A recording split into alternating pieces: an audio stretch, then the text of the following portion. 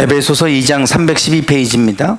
신약성경 312페이지 11절부터 18절까지입니다. 에베소서 2장 11절부터 18절까지 교독하시겠습니다. 그러므로 생각하라. 너희는 그때에 육체로는 이방인이요 손으로 육체에 행한 할례를 받은 무리라. 칭하는 자들로부터 할례를 받지 않은 무리라. 칭함을 받는 자들이라.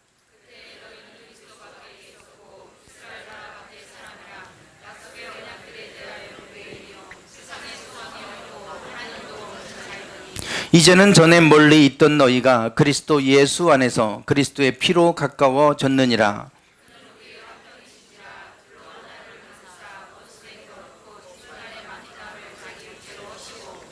법조문으로 된 계명의 율법을 폐하셨으니 이는 이 둘로 자기 안에서 한 세 사람을 지어 화평하게 하시고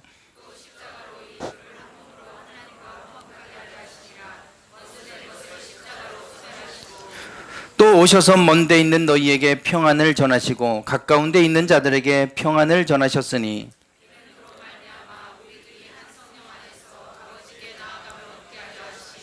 아멘.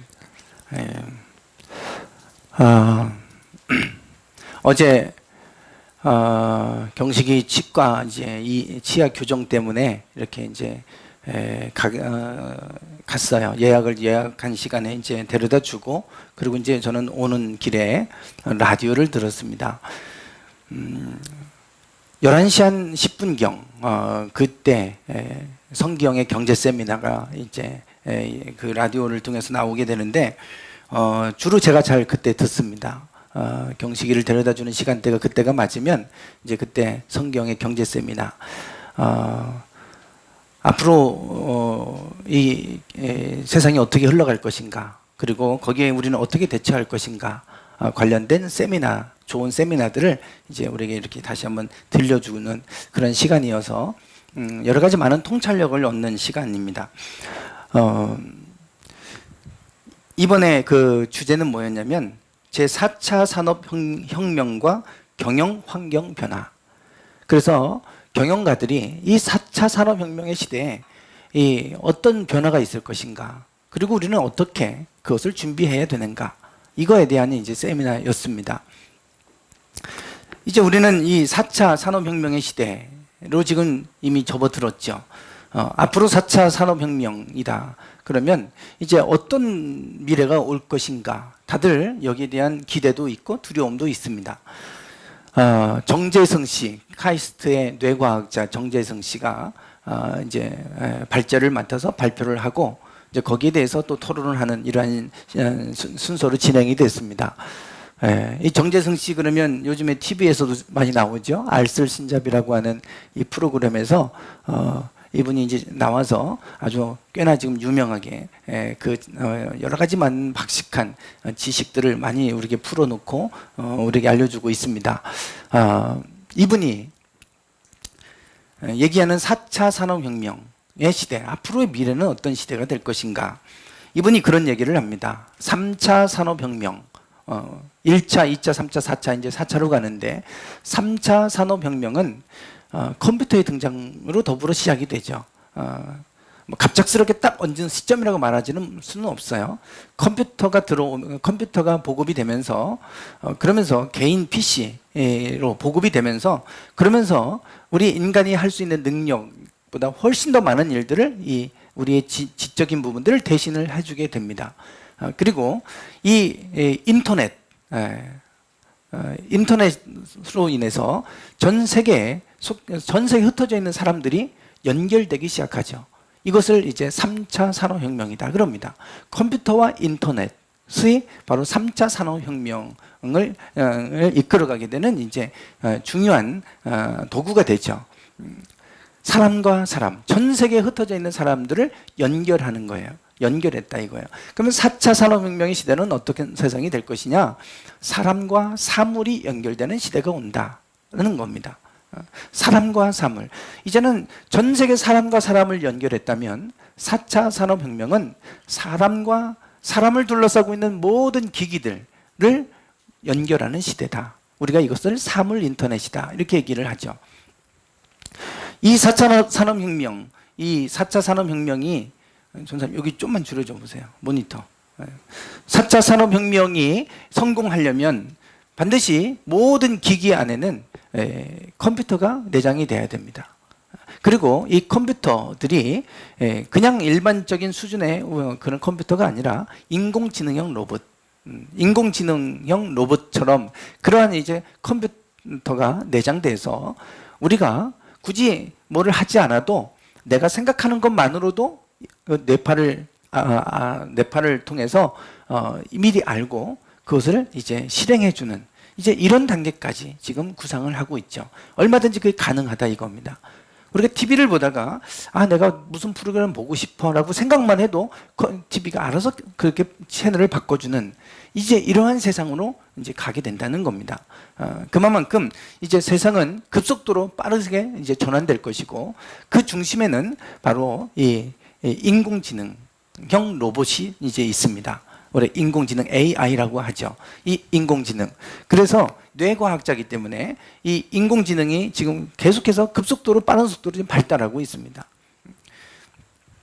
앞으로 이 4차 산업혁명 시대가 오면 이제 사람들이 해왔던 1차, 2차 산업혁명은 인간의 육체적인 노동을 기계가 대신했다면 이제 4차 산업의 시대는 인간이 하는 지적인 모든 행위들을 이제 기계가 대신하는 이런 세상으로 가버리죠. 이미 3차 컴퓨터로부터 그렇게 됐고 4차 산업시대로 가면 많은 부분은 이 인공지능형 로봇이 대신하게 될 것이다 라고 하는 겁니다. 그러면 이러한 4차 산업혁명 시대의 이 경영 환경 속에서 우리 기업들은 어떻게 변화해야 될 것인가, 이게 이제 그 주제인 거예요. 어제 전도사님이 책을 읽고 있던데 앞으로 이 시대에 인공지능형 로봇이 나오면 앞으로 이제 어떻게 세상이 변할 것인가, 어제 그 책을 읽으면서 아이들이 직업과 관련된 좀 얘기를 좀 해주세요. 이제 그런 얘기 했다고 그래요. 그래서 그거에 관련된 책을 읽고 있어요. 앞으로 4차 산업혁명 시대가 오면 많은 직업이 사라진다고 그러잖아요. 많은 직업이 사라질 것이다. 그래요? 어제 전사님은 그런 얘기 하다가 그런 얘기를 나눴어요. 지금 아이들이 학교에서 직업 교육을 합니다. 그래서 너 앞으로 뭐가 될래? 그거 미리 직업부터 정하고 그걸 향해서 그걸 준비하기 위해서 내가 뭐를 하고 뭐 해야 되고 이런 것들을 막 하고 있어요. 근데 애들은 벌써부터 무슨 중학생이 무슨 직업을 선택하게 하고 이럴까, 저는 그게 참 불만이었어요. 근데 지금부터 그걸 준비해야 된다고 하고 그 직업에 대해서 조사해 오게 하고 이래요. 근데 한 치 앞도 내다보지 못하는 교육을 하고 있는 거예요. 많은 직업이 다 사라져버릴 직업을 갖고 벌써부터 그거가 지금 가지고 그거 하고 있잖아요. 앞으로 어떤 직업이 나올지도 아무도 예측이 안 되는데 이제 그러고 있는 거예요. 그러니까 4차 산업혁명은 지금 불투명하고 앞으로 어떤 시대가 도래할지 많은 사람들이 기대 반 또 염려 반 그렇습니다. 지금 이제 4차 산업혁명 시대를 지금 우리는 앞두고 있죠. 그래서 4차 산업혁명 시대는 사람과 주변 환경을 연결하는 데 있다 그랬어요. 3차는 사람과 사람을 연결하고 이 연결의 힘이 어떤 것인가. 저는 그 세미나를 들으면서 그런 생각을 했어요. 연결의 힘이 이거구나. 연결된다는 게 이거구나. 지금 우리가 이러한 소셜 네트워크라고 하죠. SNS. 이런 것을 통해서 우리는 서로 멀리 있는 사람들하고도 쉽게 왕래할 수 있고 소식을 나눌 수 있어요. 미국에 있는 형하고도 카카오톡으로 주고받고 보이스톡으로 하고 아무렇지도 않게 아무 비용 없이 공짜로 그렇게 서로 소식을 나누고 그렇게 합니다. 이런 것들이 지금 서로 연결되어져 있잖아요. 이제 우리가 이런 것 없으면 살아가기가 어려워요. 서로 연결돼 있어요. 너무 쉽게 연결돼 있습니다. 그래서 지금 우리는 사람과 사람이 쉽게 연결돼 있는 세상에 살고 있어요. 그 중에 이 페이스북이라고 하는 선두주자죠. 소셜 네트워크의 거의 선두주자인데 이 사람과 사람을 연결하는 이 페이스북이 기업의 가치가 2017년 6월을 기준으로 4,453억 달러래요. 약 498조. 기업의 가치가. 이 기업이 이걸 위해서 무슨 공장을 어마어마하게 세우고 뭘 만들어내고 이런 거 하나도 없어요. 그냥 한 거는 하나밖에 없습니다. 사람과 사람을 어떻게 연결하게 할 것인가. 연결시킨 것밖에 없어요. 그런데 기업의 가치가 어마어마하죠. 뭐 세계 지금 뭐 거의 5위, 6위 뭐 이런 기업이 됐어요. 고작 연결시킨 거 하나밖에 없는데 어마어마한 거죠. 그러니까 사람과 사람을 연결시켜 준 것밖에 없는데 이 기업의 가치가 지금까지 얼마나 오랫동안 많은 물자를 투자하고 한 회사보다도 훨씬 뛰어넘는 그런 기업의 가치를 가지게 됐다 이거예요. 그러니까 참 이게 연결 힘이 어마어마하다고 하는 걸 보게 되죠. 네. 우버택시의 창시자입니다. 이분은 트래비스 칼라닉이라고 하는 분인데 기업의 가치가 2017년 기준으로 680억 달러, 약 76조입니다. 역시 마찬가지예요. 뭐 우버택시 우리나라는 여러 가지 좀 제한이 많아요. 지금 불법이다 그래서 이걸 못하게 이제 정부에서 막고 있는데 전 세계적으로 우버택시들이 많이 지금 사용되고 있고 그래서 기업의 가치가 뭐 76조 한 거 하나도 없어요. 자기가 돈 들인 거 없잖아요. 뭐 자동차를 만들어 팔았습니까? 현대자동차보다 훨씬 더 기업 가치가 높습니다. 그렇게 많은 자동차 만들어 팔아내도요, 이거 못 따라가요. 이거 한 거는 다른 거 없어요. 그냥 사람들이 자기 차를 끌고 다니는데, 그런데 내가 여기서 서울을 가는데 혼자 빈 차로 그냥 갈 때가 있어요. 그러면 거기 가는 사람 내가 태우고 가면 돈 좀 받고 가면 기름값이라고 나오잖아요. 그럼 그 사람도 싸게 가고 편하게 가고 나도 이득이고 서로 이득이고 그런 사람들이 다 필요가 있으니까 그 필요를 연결만 시켜주자. 그거예요. 그래서 그 사람이 원하는 곳이면 얼마든지 5분 안에 우버택시가 갈 수 있게 한다. 이게 그분의 이제 원칙이고 사실 5분 뭐 그러는데 5분도 안 걸릴 수도 있겠죠. 우버택시 혹시 타보셨습니까? 이거 타면 큰일 나요. 불법이라. 저는 타봤어요. 중국에서 타봤어요. 중국 가서. 제가 우버택시 위력을 느꼈어요. 지난번 제가 5월달 강의하러 갔잖아요. 그리고 나서 이제 거기서 오전 11시까지 강의를 하고 점심을 먹고 그다음에 12시 몇 분이었나요? 그 버스를 타고 이제 나왔어요. 청도로 칭다오라고 하죠. 공항이 있는 곳으로 나왔습니다. 이제 거기 숙소를 정하고 그리고 이제 쉬었다가 이제 비행기 타고 그다음 날 아침 또 새벽같이 나와야 되니까 그렇게 이제 해야 되는데 이제 밴드에 저희 중국 신학원에 이제 거기 한 달에 2번씩 들어가니까요. 좀 거기 기도 좀 해주세요. 이번 7월 달에 거기 졸업식이 있는데, 그런데 원장님하고 지금 이분들이 피신해 있는 상태예요. 지금 그곳에 지금 정부 쪽에서 지금 막 이렇게 조사를 하고 막 이래가지고 지금 졸업식이 지금 연기됐어요. 취소돼서. 그래서 지금 거기 원장님도 그렇고 다 지금 이렇게 피신해 있는 상태라고 하는 얘기가 들려왔어요. 그래서 기도가 필요합니다. 이제 거기서 이렇게 하고 나왔어요. 그랬더니 밴드에, 우리 이제 그 밴드에 어떤 목사님이 뭐를 올려놨냐면, 강 목사 올 때 거기 몽블랑, 짝퉁시장에서 몽블랑 불펜 좀 20개만 사다 줘. 이런 거예요. 근데 짝퉁시장을 가려면 이 칭다오에서 택시 타고 한 1시간 정도 가야 돼요. 근데 이제 그 몽블랑 볼펜이 비싸잖아요. 근데 짝퉁 볼펜은 4,000원이래요. 그래서 20개 8만 원어치 좀 사다 달라는 거예요.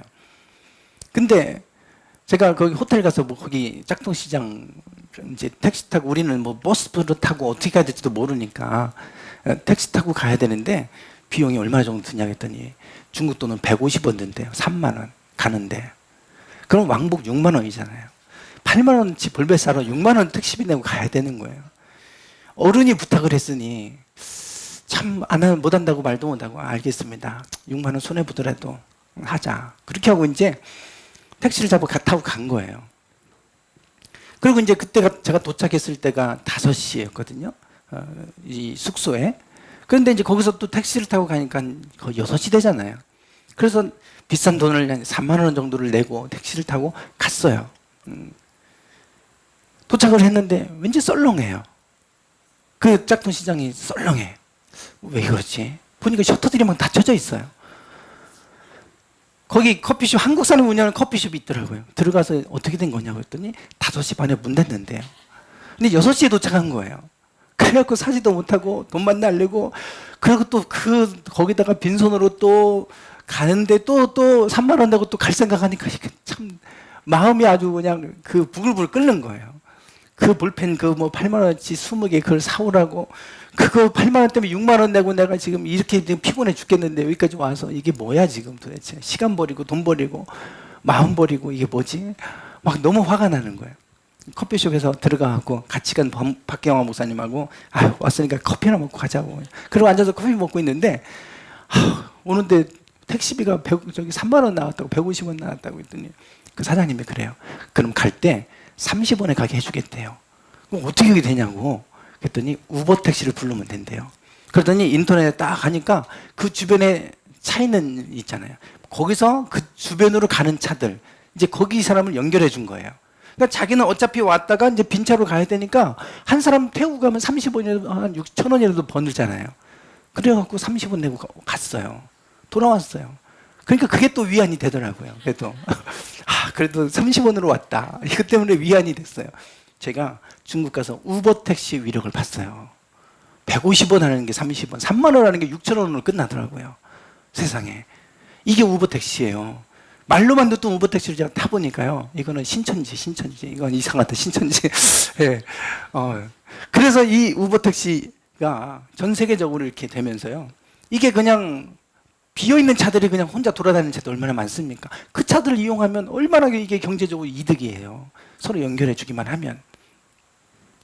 이 기업 가치가 이렇게 높아요. 한 거 하나밖에 없어요. 그냥 빈 차들을 서로 필요한 사람들 연결시켜 주는 것밖에 한 거 없어요. 그런데 이렇게 어마어마한 가치를 창출해 냅니다. 이것이 바로 연결의 힘이라는 거예요. 연결의 힘. 네. 오늘 본문을 보세요. 에베소서 2장 11절부터 우리가 18절까지 말씀을 읽었는데 12절에 보시면 그때의 너희는 그리스도 밖에 있었다는 거예요. 이방인이었다는 거죠. 에베소 교회에 보내는 편지입니다. 에베소는 소아시아에 있는 곳입니다. 지금의 터키 지역에 있는 곳인데 그리스도 밖에 있었다. 그리고 이스라엘 나라 밖의 사람, 이방인이었다는 거죠. 약속의 언약들에 대하여는 외인이요, 세상에서 소망이 없고 하나님도 없는 사람들이었다. 하나님과 아무 관계도 없이 소망도 없이 살아가는 사람들이었다는 겁니다. 자, 그런데 13절 같이 읽어보겠습니다. 시작.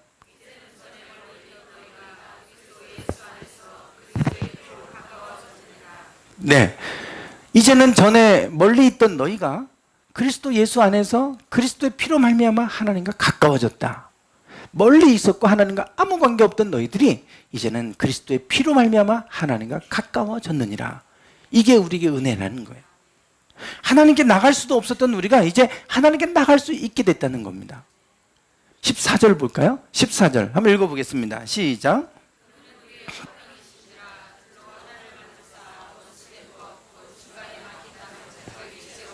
네, 화평이라고 하는 것은 화목하게 하다, 연결된 걸 이제 끊어진 걸 연결시켜 주는 거죠. 둘이 하나로 만드사 원수된 것, 중간에 막힌 담을 자기 육체로 허무셨다. 하나님과 우리 사이에 막힌 담을 허무셨다 이렇게 얘기합니다. 그러니까 하나님께 나갈 수 없는 이 죄의 벽 때문에 하나님께 나갈 수 없었는데 이 담을 허물으셔서 이제는 하나님께 나갈 수 있게 됐다는 거예요. 예. 이것이 예수님께서 이 땅에 오셔서 십자가에서 죽으심으로 우리에게 일어난 일입니다. 네. 그 다음 18절 한번 보실까요? 18절 같이 읽어보겠습니다. 시작.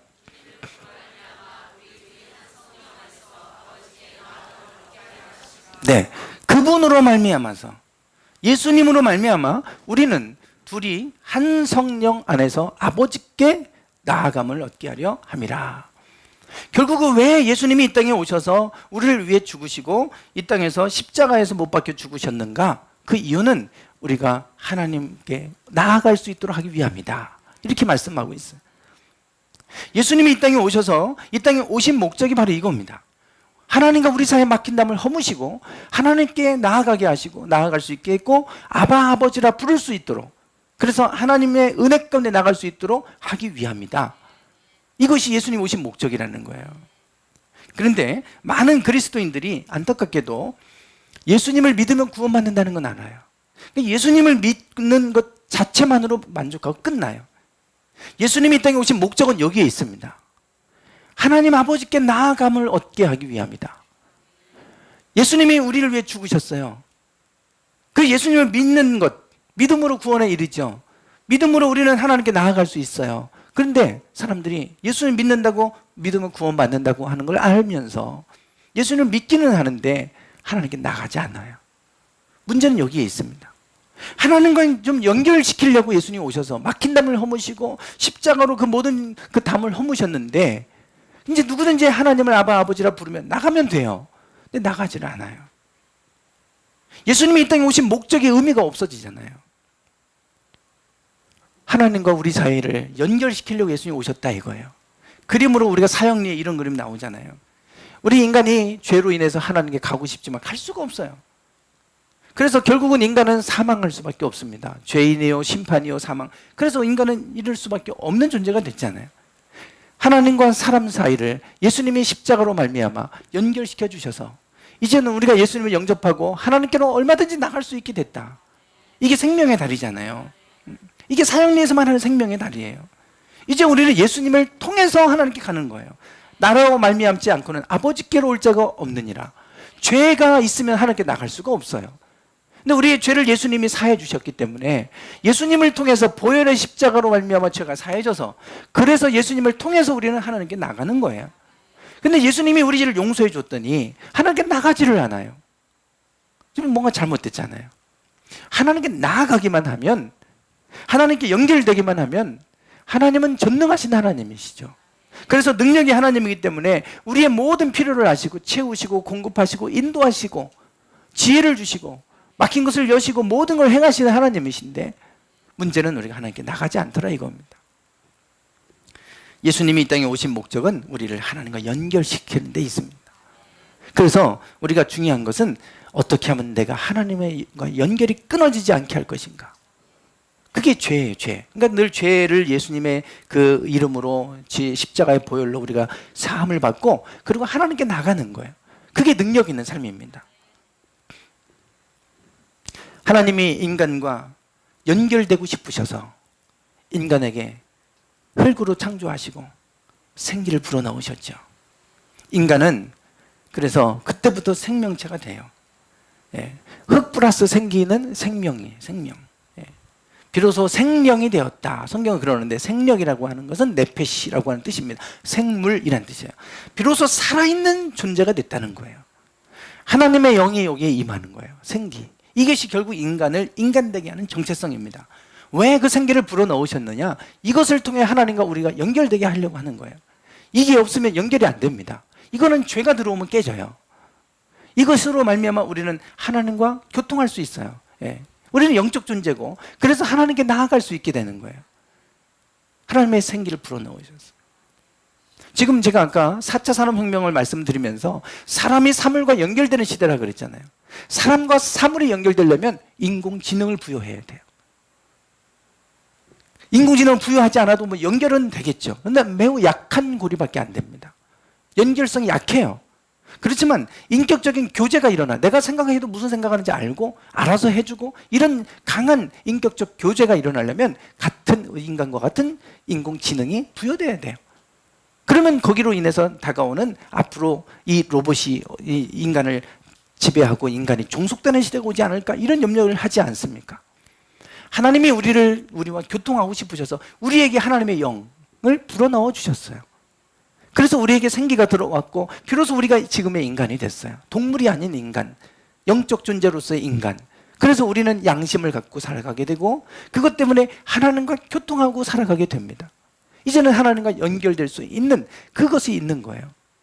그런데 죄가 들어와서 연결이 안 되니까 예수님이 그것을 죄의 문제를 해결하시고 하나님께 나아갈 수 있도록 그렇게 막힌 담을 허무셨다. 이것이 오늘 본문 말씀이 우리에게 말씀하는 것이고 이것이 기쁜 소식 복음입니다. 이제 우리는 누구든지 하나님께 나갈 수 있는 존재가 됐다는 거예요. 그전에는요 절대 나가지 못했어요. 대제사장만 하나님과 만날 수 있었고요.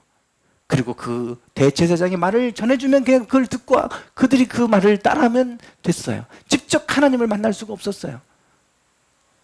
간혹 소수의 선지자들만 하나님 말씀이 임하면 그 말씀을 전할 뿐이었죠. 그러나 지금은 예수 그리스도의 보혈의 피로 말미암아 누구든지 하나님께 나갈 수 있게 됐습니다. 이것이 하나님이 우리에게 주신 은혜요. 이것이 복음, 기쁜 소식이다. 신약 성경 우리에게 그걸 말씀하고 있어요. 예. 그래서 중요한 거는 우리가 어떻게 하나님과 연결하느냐, 어떻게 연결되느냐 이거예요.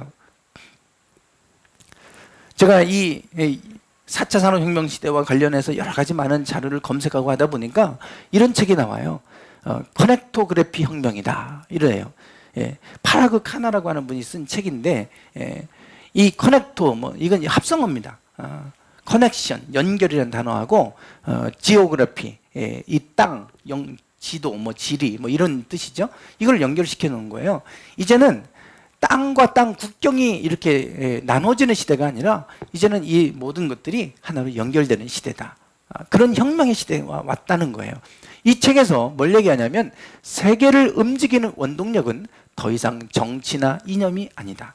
정치나 이념으로 나눠져서 이것 때문에 세상이 움직이지 않는다는 거예요. 앞으로 연결이 운명이다. 연결이 이 세계의 운명을 좌우할 것이라는 거예요. 연결이. 그렇게까지 얘기합니다. 지금 우리가 이 연결되어져 가는 세상, 초연결 시대로 가고 있다고 그러는데 이 연결되어져 가는 이 세상, 앞으로는 연결이 이 세상의 운명을 결정할 것이다. 이런 얘기를 할 정도예요. 그러니까 이 연결이 얼마나 지금 중요한 개념인지 우리가 많은 학자들이 이 연결성을 얘기합니다. 연결해야 된다. 그래서 뭐라고 얘기하냐면 이제는 고립시키거나 분단되거나 그러면 죽는 거예요. 연결돼야 살아요. 연결돼야 살아. 그래서 북한도 지금 미사일 발사하고 그러니까 지금 트럼프가 그 북한을 고립시켜야 된다 이렇게 하는데 그렇게 해갖고는 북한이 안 바뀐다는 거예요. 북한이 바뀌게 하려면 연결시키면 된다는 거예요. 고립된 세상을 세상과 연결시켜 놓으면 바뀐다는 거예요. 그러니까 고립시키려고 하지 말고 연결시키라는 거예요. 이 사람은 고립시켜서 죽이려고 하지 말고 그러면 절대 안 죽는다는 거죠. 연결시키라는 거예요. 그러면 바뀐다. 그러니까 세상의 운명은 연결되면 바뀐다는 거예요. 그렇게 아주 극단적인 표현을 사용합니다. 얼마 전에 문재인 대통령이 남북철도가 연결되면 한반도에 평화가 온다 이런 얘기를 하고, 그래서 아주 중요한 대북 사업으로 남북철도를 이분이 이제 구상을 하고 있는 것 같아요. 남북철도가 연결이 되면 한반도는 평화가 온다. 연결의 힘을 아는 거죠. 연결의 힘을 아는 거예요. 그곳에 열차가 연결만 되면 그 땅에 평화가 온다. 연결의 힘을 아는 거예요. 보니까 그렇구나. 고립시키는 게 아니라 연결의 힘을 알고 연결시키면 온다, 평화가 온다고 얘기하는구나. 이게 지금 이 시대의 화두가 연결이에요. 연결. 그래서 이 책도 연결하라. 제목이 연결하라. 연결하라. 540만 건의 연결을 통해서 연간 7조 원의 비즈니스를 만들었다. 그래서 과학적 비즈니스의 성장 플랜은 어떤 것이든 연결시켜야 된다 이거예요. 이제 그 앞으로 성공의 중요한 요인은 연결성이다. 연결돼야 된다. 그 얘기거든요. 그래서 이것도 2014년도에 컨퍼런스 주제가 모든 것을 공유하고 모든 것을 연결하라. 이게 지금 2014년도 컨퍼런스의 주제입니다. 모든 걸 연결시키라는 거예요. 어떻게 연결시킬 것이냐, 이제 이게 우리의 과제인 거죠. 연결해야 된다. 여기는 또 연재한 부분인데 단지 연결하라. 단지 연결해라. 그냥 단지 연결만 시켜라 이거예요. 교회는 어떤 곳입니까? 공동체예요. 교회는 그리스도가 머리고 지체들이 연합된 게 교회입니다. 그게 에클레시아, 회중, 모임이란 뜻이고 그게 교회예요. 교회는 연결되어진 곳입니다. 우리끼리도 연결해야 되지만 예수님이 머리가 돼서 예수님을 통해 연결돼야 돼요. 그래야 교회가 돼요. 예수님의 머리와 연결이 안 되면 그 모임은 아무 의미가 없습니다. 세상적인 모임과 다를 바가 없잖아요. 단지 연결, 어떻게든 연결해야 돼. 그런데 그 연결이 누구와 연결해야 되냐? 우리는 그리스도와 연결하고 하나님과 연결해야 돼요. 그리스도를 통해서 하나님과 어떻게든 연결만 시키면, 그러면 이 연결이 어마어마한 힘을 발휘하지 않습니까? 오늘 우리의 삶의 모든 영역을 하나님과 연결시키기만 하면 그 삶의 영역은 하나님이 우리의 생각 이상으로 하나님이 이끌어 가실 것입니다. 그래서 예레미야 33장 2절과 3절 예레미야가 외치죠. 같이 읽어보겠습니다. 시작.